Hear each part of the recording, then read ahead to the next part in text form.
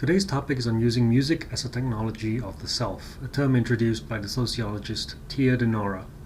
This concept can seem somewhat abstract at first glance, so let's start with making sense of just a small part of the concept before tackling the entire notion of music as a technology of the self. What is technology? Although all of us can think of very concrete examples of modern technology, restricting a definition of technology only to that thing would likely be far too restrictive.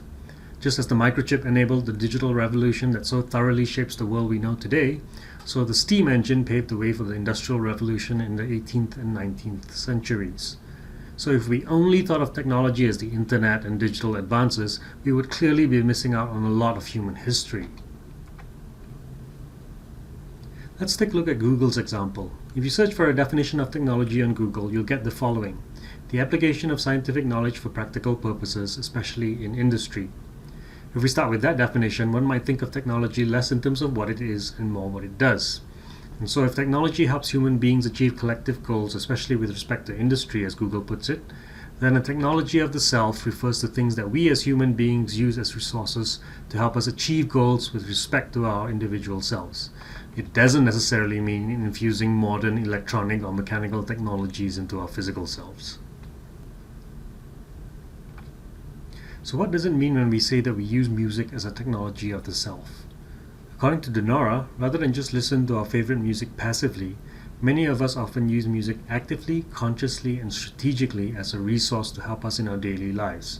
And there are many ways we do so. Here are just 3 common uses of music as a technology of self.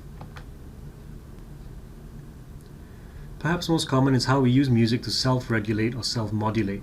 That means that our deliberate and strategic incorporation of music into various aspects of our daily lives actually helps us to attain or achieve certain physical or mental states within ourselves.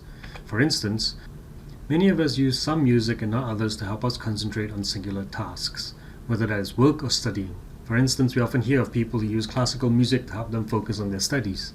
But classical music isn't the inevitable go-to music for concentration. For me, when I was in high school, it was Broadway musicals. Many of us also use music to get us motivated and even, one might say, to increase our energy levels, especially during workouts. Some of us use music to regulate our moods. Many of us have playlists tailored to help us feel happy. Others have playlists meant to help express and even vocalize our stresses and frustrations. Some of us use music as a way to organize our body movements and steps in dancing. Others do it to keep in rhythm with large groups of people.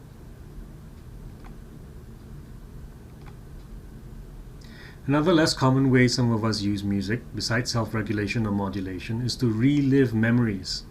Some of us associate certain songs with certain events or people or even periods of time in our lives. These songs are not merely nostalgic, but for some of us, they can actually help us re-experience those past memories of people, places, and times more vividly than just relying on our memories alone. Almost as if hearing these songs actually transports us, even if only a little, back to those situations in our pasts.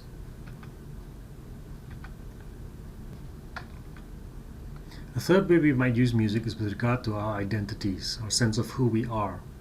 Much scholarship has been done on how we present ourselves to others. Of these forms of self-presentation, music can be one way through which we project our authentic selves to others. In the past, people sometimes created custom-made mixtapes of the songs they felt represented them in some way, and they would share these mixtapes with people who were dear to them, or maybe to people they would like to make dear to them. Today, in a world of music streaming, we might instead share playlists or music videos to people, giving them a brief window into who we think we are.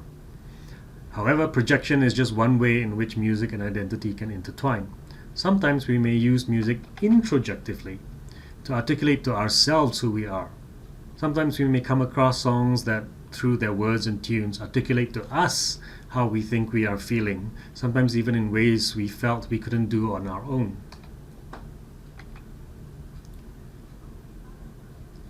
And finally, if none of those uses float your boat, there is always one other way we often use music: to troll people in our lives.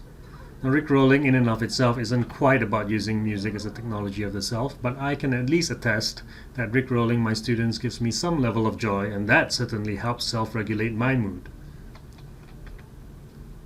In summary, using music as a technology of the self is an active way in which we engage individually with music. Rather than just passively absorb music created by artists, songwriters, and recording companies, we take the music we hear and often use them, sometimes in creative ways, to help us in our own lives.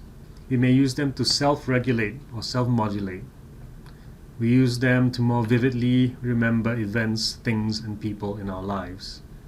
And we use music as a way to construct our sense of self, our self-identities. And when all that fails, there's always Rick Astley.